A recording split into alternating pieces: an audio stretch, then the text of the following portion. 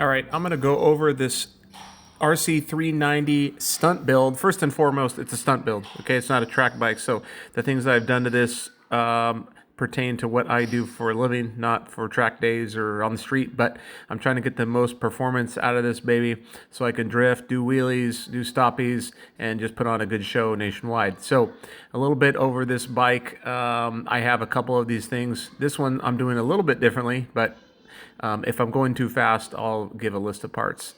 This is a Racing Bros rear shock that I've done for my weight, 200 pounds, resprung, much stiffer. You can get good rebound, good compression on it. I do the Vortex pegs. I custom fit those, and I slap on a Werkes USA exhaust. Obviously, it's just hanging right now, but it's hard to show naked bike with the plastics on, right? I got a one-finger caliper, and went on a 160 rear GPR300 Dunlop tire. Really good for breaking loose and having good traction when I need it, but went a size up from that. Really like the stability of that. Had the powder coating done at unit F14. Nice custom 12 bar by a guy in Dallas. I obviously need the most power, so I went with a Powertronic Race ECU. It's a plug-and-play piggyback system that I just can't say enough about. I have the lithium ion battery for weight, and I did a little something unique here. I did delete the ABS system. I still have it plugged in, but I cut the lines and remove them, put my own lines in, and the system thinks it's still there, but lets me do wheelies and other stuff. But went with clip-ons, took out the ignition system, did a Woodcraft keyless ignition system, and I have a one-finger easy pull clutch that I installed on the bars. And there's a cotter pin. I use that on the ignition switch to make sure I don't kill it and go over the bars. It's a hot ignition system. You see there in red. Just bigger spark, more power, right? Let's see. That's a Galespeed front brake. It's a 17 millimeter, and we have that one finger easy pull clutch. Those are universal. I toss them on all my bikes. Really cool, adjustable, quick adjusting. And I have a Galespeed 18-20 millimeter handbrake system on that thing as well. So it's going to have a lot of braking power. I actually went with Core Moto lines, as you see, titanium banjos, and then I went with a Moto Master rotor. Just more braking. The front tire is a Q5S from Dunlop. Really like the traction on that thing. And then I ran a custom coolant line, really trying to get rid of the overheat, and I use Evans coolant, and I want to dump it out the back. And then we got the Chimera Cold Air intake. Love this thing. I mean, talk about more power, more breathing, better breathing, more air, and I really like that. I went with a 64 rear tooth.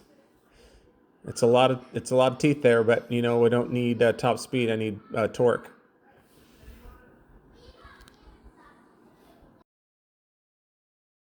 All right, here's that Q5S. Just showing you a little bit up close in detail about it. I did do a kickstand bypass sensor, so I don't have to worry about the kickstand flopping down or having any issues.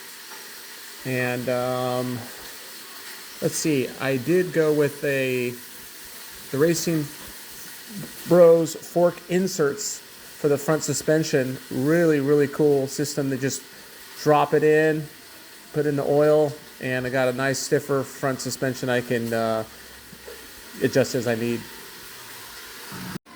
Okay, got rid of the honeycomb in the exhaust. Need this thing to breathe a little bit better, especially with that big bore kit.